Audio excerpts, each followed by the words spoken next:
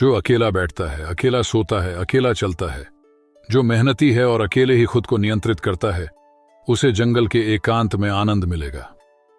बुद्ध। कुछ लोग प्लेग की तरह अकेलेपन से बचते हैं। दूसरों को अकेले रहना पसंद है, और जब वे अपने साथी इंसानों की अंतहीन बातचीत से दूर होते हैं तो वे एकांत में सबसे अच्छा महसूस करते हैं। दुर्भाग्य से व्यक्तिवादी पश्चिमी समाज में अकेलापन मानसिक बीमारी और लत जैसे दुखों के सबसे आम कारणों में से एक है। इसलिए मुझे लगता है कि यह बहुत महत्वपूर्ण है कि लोग स्वस्थ तरीके से अकेले अपना समय बिताना सीखें। इसे सजा के रूप में नहीं, बल्कि एक व्यक्ति के रूप में विकसित होने के अवसर के रूप में देखना चाहिए।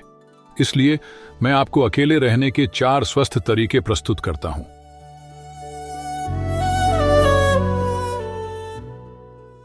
अकेले रहना कई रूपों में आता है। हमारे पास ऐसे चरम मामले हैं, जैसे कि साधु जो अपना अधिकांश जीवन बिना सामाजिकता के बिताते हैं, और हमारे पास ऐसे अधिक उदार एकांत साधक हैं जो ध्यान, चिंतन या कुछ लक्ष्यों को प्राप्त करने जैसे विशिष्ट कारणों से अकेले समय बिताते हैं। दूसरी ओर ऐसे मामले भी हैं जिनमें अकेलापन मानसिक और मानसिक तनाव का एक माध्यम बन जाता है। शारीरिक समस्याएं और यहां तक कि मौत भी। अकेला भेड़िया शब्द का समाज में काफी नकारात्मक प्रभाव है, क्योंकि इसका इस्तेमाल उन लोगों के लिए किया जाता था जिनका अकेलापन नफरत के लिए प्रजनन स्थल था, जो हिंसा की ओर ले जाता है। इसलिए इस तथ्य के बावजूद कि अकेलेपन को चुना गया है या नहीं, ये इस बात पर निर्भर करता है कि हम उस समय को कैसे बिताते हैं, जो परिणाम तय करता है। इस वीडियो में मैंने जो तरीके प्रस्तुत किए हैं वे व्यावहारिक होने के साथ साथ दार्शनिक भी हैं, और मुझे उम्मीद है कि आपको उनमें कुछ मूल्य मिलेगा। 1. अपने खुद के सबसे अच्छे मेजबान बने। यह एक व्यावहारिक तरीका है। जब आप घर पर अकेले समय बिताते हैं तो कल्पना करें कि आप अपने ही घर में मेहमान हैं। आप किसी मेहमान के साथ कैसा व्यवहार करेंगे? आप किसी मेहमान से कैसे बात करेंगे? जब हम अपने मेहमानों के साथ बुरा व्यवहार करते हैं तो वे शायद हमारे आसपास रहना पसंद नहीं करेंगे। इसलिए जब हम खुद के साथ बुरा व्यवहार करते हैं तो यह आश्चर्य की बात नहीं है कि हम खुद के आसपास रहना भी पसंद नहीं करते हैं। फ्रांसीसी दार्शनिक जीन पॉल सार्त्र ने कहा, अगर आप अकेले होने पर अकेले हैं तो आप बुरी संगत में हैं। और मुझे लगता है कि वह बिल्कुल सही है। अब हम इस आत्म आतिथ्य को कई तरीकों से लागू कर सकते हैं। जिस तरह से हम खुद से बात करते हैं, जिसे नकारात्मक सोच भी कहा जाता है, और अगर हम उसी प्यार से खुद के लिए अच्छा खाना बनाते हैं जैसा कि हम दूसरों के लिए करते हैं, या अगर हम एक गंदे माइक्रोवेव डिनर से बेहतर कुछ भी नहीं होने देते हैं। साथ ही खुद को एकांत में अच्छा समय देने की तैयारी का मतलब है हमारे अहंकार विस्तार का ख्याल रखना, कि यह हमारा हिस्सा बन जाए। इस प्रकार खुद का ख्याल रखने का मतलब है हमारे पर्यावरण का ख्याल रखना। एक साफ सुथरे घर में अकेले समय बिताना हमारे मूड पर बेहतर प्रभाव डालता है, बजाय गंदगी में अकेले समय बिताने के। इसके अलावा सफाई करने का कार्य मन पर ध्यान देने वाला प्रभाव डालता है। इसलिए घर को साफ सुथरा करके खुद को कुछ समय के लिए तैयार करना पहले से ही एक अच्छी शुरुआत है। 2. ये समझें कि हम हमेशा जुड़े रहते हैं। हाँ, मुझे पता है कि यह थोड़ा विरोधाभासी लगता है, लेकिन ज्यादातर लोग तब अकेलापन महसूस करते हैं जब वे शारीरिक रूप से अकेले होते हैं। उदाहरण के लिए, शनिवार की रात को जब दूसरे लोग बाहर पार्टी कर रहे होते हैं और शराब पी रहे होते हैं। जब कुछ छूट जाने का भयानक डर घर कर जाता है तो इस सारी मस्ती, आनंद और खुशी से अलग होने का यह एहसास लोगों को वास्तव में पीड़ा पहुंचा सकता है। इससे निपटने के लिए लोग अकेलेपन के दर्द को कम करने के लिए शराब पीना, ड्रग्स लेना या पोर्न देखना जैसे अस्वास्थ्यकर सुखों में लिप्त हो जाते हैं। एक व्याख्यान में चीनी बौद्ध भिक्षु और विद्वान शेंग येन ने एकांत में अपने अनुभव के बारे में बताया और कहा कि उन्हें बिल्कुल भी अकेलापन महसूस नहीं हुआ। मैं उद्धृत करता हूं, जब मैं एकांतवास में था तो मुझे पता था कि मैं असंख्य दुनियाओं में सभी संवेदनशील प्राणियों के साथ था।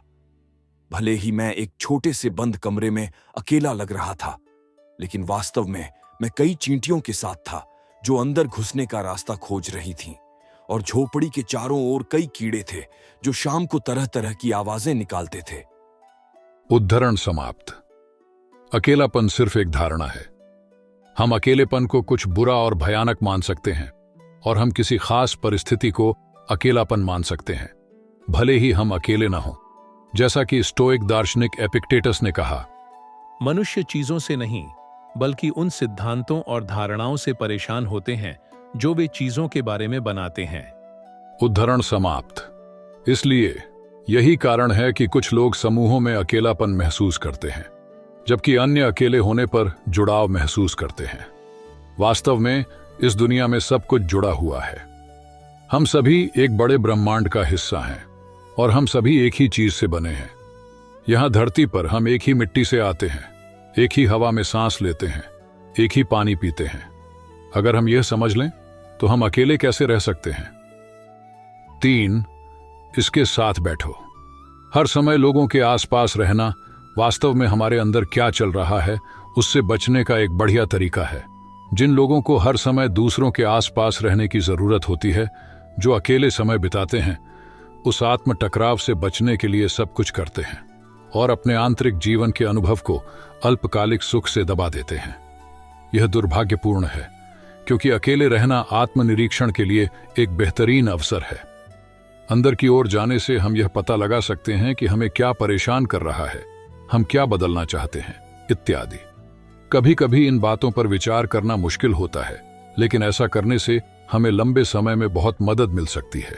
साथ ही ध्यान के अभ्यास का मतलब है कि हम अपने विचारों और शारीरिक संवेदनाओं का निरीक्षण करते हैं। इसका मतलब है कि हम जान सकते हैं कि वास्तव में हमारे अंदर क्या हो रहा है, जिस तरह से हम आमतौर पर नहीं जानते। अगर हम कुछ चिंताओं, क्रोध, तनाव, थकान आदि के बारे में जागरूक हो जाते हैं और उन्हें स्वीकार करते हैं, तो वे अंततः खत्म हो जाएंगे। फिर से इसे असुविधा के रूप में अनुभव किया जा सकता है, लेकिन यह दवाओं या शराब के साथ स्वचिकित्सा करने की तुलना में शांत स्थिति में आने का एक अधिक स्वस्थ तरीका है। 4. अपने सपनों का पीछा करें। हर समय लोगों के आसपास रहना बहुत मजेदार हो सकता है, लेकिन यह हमें उनके जैसा करने के लिए भी प्रेरित करता है। जैसे एक ही टेलीविजन शो देखना, एक ही विषय पर बात करना और एक ही राय रखना। यह झुंड मानसिकता है जो आपके लक्ष्यों और सपनों को प्राप्त करने के लिए हानिकारक हो सकती है। झुंड से दूर समय बिताना न केवल हमें आत्मनिरीक्षण द्वारा नए दृष्टिकोण दे सकता है, यह हमें वह करने का अवसर भी देता है जो हम करना चाहते हैं, भले ही दूसरे लोग क्या सोचते हों। सभी उपलब्धियां त्याग के साथ आती हैं। इसलिए यही कारण है कि पार्टियों, बार में नशे की रातों या दोस्तों के साथ डिनर का त्याग करना अपने लिए कुछ बनाने के लिए एकदम सही है। इसके लिए एकांत एक बेहतरीन माध्यम हो सकता है। जब आप एकांत में कुछ बना रहे होते हैं, तो आप अपने अकेले समय को अपनाना शुरू कर देंगे और आपके अस्वस्थ व्यसनों के विकसित होने की संभावना कम होगी। आपके पास बस इसके लिए समय नहीं है। उदाहरण के लिए, जब मैं इस चैनल के लिए कोई स्क्रिप्ट लिख रहा होता हूं या कोई वीडियो एडिट कर रहा होता हूं, तो मैं अक्सर खुद को खुशी की स्थिति में पाता हूं, जिसे मैं सबसे अच्छे तरीके से इस तरह से परिभाषित कर सकता हूं कि ऐसी स्थिति में कुछ भी कमी नहीं होती। सब कुछ अभी वर्तमान क्षण में होता है। यह लत के विपरीत है। यह अत्यधिक संतुष्टिदायक है और जिस चीज से मुझे प्यार है उस पर काम करना आनंददायक है। इस स्थिति में अकेलापन महसूस करना काफी मुश्किल होता है। तो बस इतना ही। देखने के लिए धन्यवाद। सच्चा एकांत वो है जो हमें खुद के सबसे करीब लाता है। जब हम अकेले होते हैं तभी हम खुद को सच में जान पाते हैं। अगर इस वीडियो ने आपको थोड़ा भी सुकून दिया या अकेले समय को देखने का नजरिया बदला है तो इसे जरूर लाइक करें। इस चैनल द वाइज सॉलिट्यूड पर हम ऐसे ही गहरे और शांतिपूर्ण विचारों के साथ जुड़ते हैं। अगली बार हम बात करेंगे स्वयं से जुड़ाव के नए रास्तों की, जो आपको खुद की समझ और शक्ति से परिचित कराएंगे। इसलिए सब्सक्राइब करें और बेल आइकन दबाना ना भूलें, ताकि अगली बार जब शांति दस्तक दे तो आप उसे मिस न करें। अकेलापन दुर्बलता नहीं है, यह आत्मा की शक्ति है। मिलते हैं अगली यात्रा में द वाइज सॉलिट्यूड के साथ, जहां शांति एकांत में छिपी है।